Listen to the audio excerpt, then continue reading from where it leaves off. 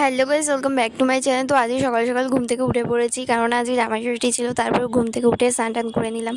স্নান টান করে রেডি টেডি হয়ে আমি এখানে খেয়ে নিলাম, আর খেয়ে দেওয়ার পরে আমি বসেছিলাম। তারপরে আমি এখানে দেখছি মামি রান্না টান্না করছে, জামাই ষষ্ঠীর স্পেশাল রান্না। তো এখানে মামি রান্না বান্না দেখছিলাম, আর এখানে দই কাতলা করছিল মামি। আর আমার ছোট্ট মনাটা চলে এসেছে এখানে। আর এখানে আমাদের সবার গরম লাগছিল বলে মামিদের আরেকটা বাড়িতে চলে গেছিলাম আমরা সবাই মিলে। ওখানে আগুনের কাজ হচ্ছিল, মানে রান্না বান্না হচ্ছিল, আর ভীষণ তাপ উঠছিল, তাই জন্য আমরা সবাই ওই বাড়িতে চলে গিয়েছিলাম।